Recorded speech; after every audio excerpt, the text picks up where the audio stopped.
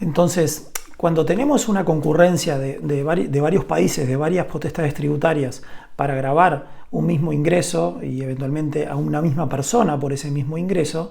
tenemos casos de doble imposición.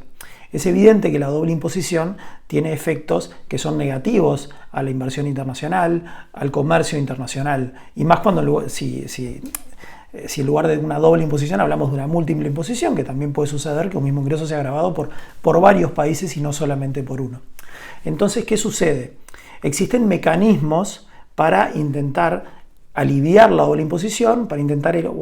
eliminarla, para intentar mitigar sus efectos. Esos mecanismos son, en primer lugar, unilaterales, es decir, los propios estados por sí mismos, como son conscientes de esos efectos nocivos, tienen en su derecho interno determinadas normas que eliminan o mitigan el efecto de la doble imposición. En primer lugar, tenemos normas que pueden ser de carácter exoneratorio, y es el mecanismo de la exención. El mecanismo de la exención, si lo aplicamos, en sentido estricto y genérico, coincide básicamente con un sistema territorial, porque no va a gravar todos los ingresos o todos los activos que se tengan fuera del territorio, ¿no?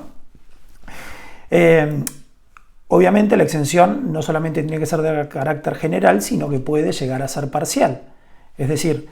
un país puede decir, no voy a gravar todo lo que mis residentes obtengan fuera de mi territorio, y en ese caso estamos hablando de un sistema impositivo estrictamente territorial, o un país puede decir, bueno, hay algunos tipos de ingresos, algunos activos que los voy a gravar y otros que no. Por ejemplo, puedo decidir gravar los intereses, puedo decidir gravar los dividendos y no gravar, por ejemplo, los arrendamientos, es decir, las rentas de inmuebles, o no gravar las regalías. Es decir, va a depender del sistema fiscal y de la voracidad fiscal también del país de que se trate.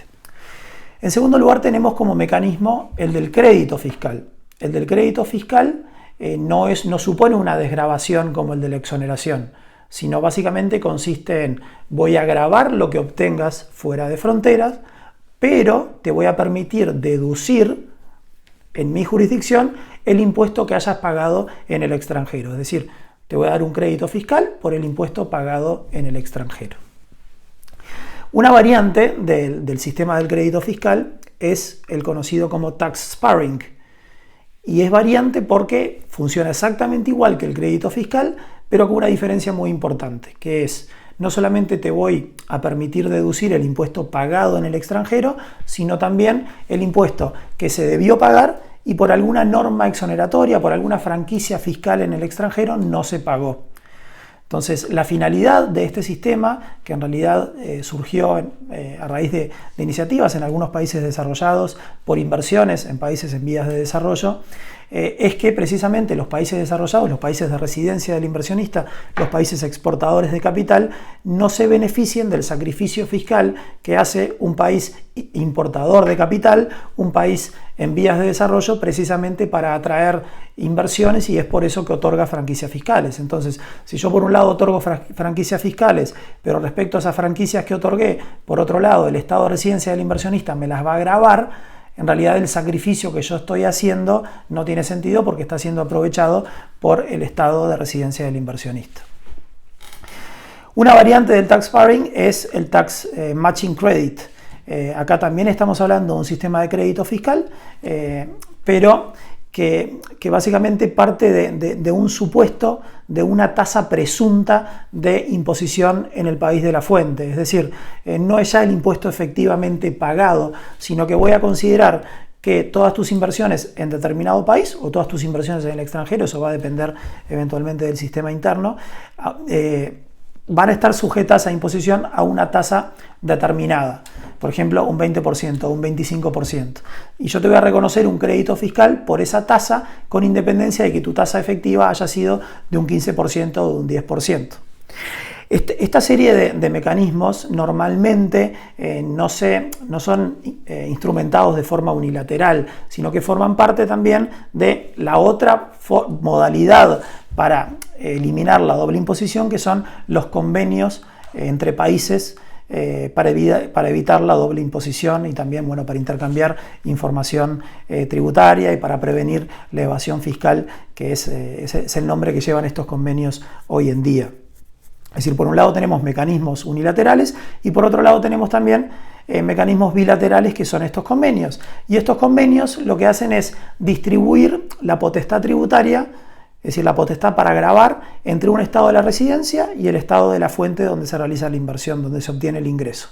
En algunos casos la potestad tributaria la va a tener el estado de la residencia, en otros casos lo va a tener el estado de la fuente, en algunos casos el estado de la fuente va a poder gravar de acuerdo a su derecho interno sin limitaciones, en otros casos va a estar limitado, sobre todo en cuanto a las alícuotas, a las tasas, en virtud del propio convenio. Eso ocurre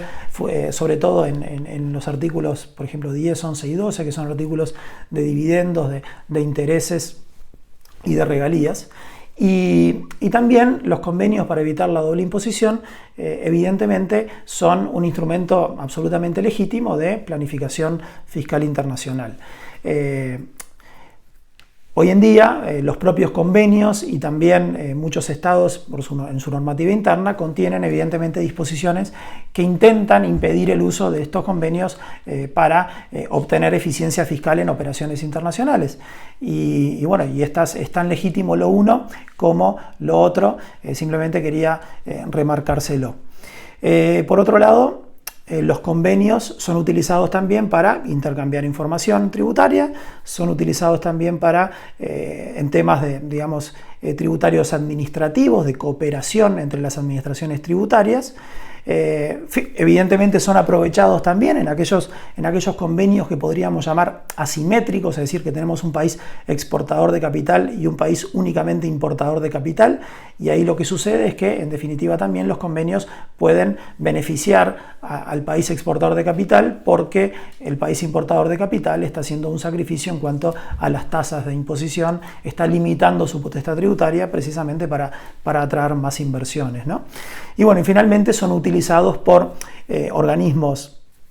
internacionales como la OCDE, que en definitiva el modelo de convenio más utilizado es el modelo de convenio de la OCDE, aunque también está el de la ONU, que contempla un poquitito más los intereses de los países en vías de desarrollo, pero bueno, son utilizados por organizaciones como la OCDE, que en definitiva en esta materia es un club de países ricos y un club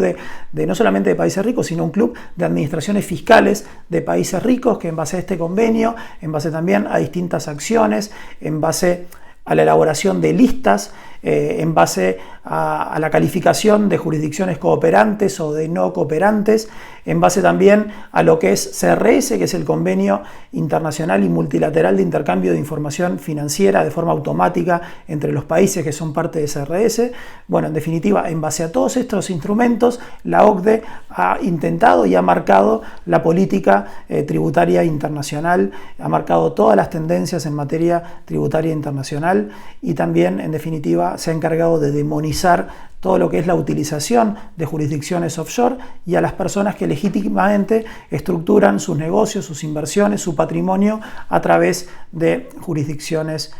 offshore.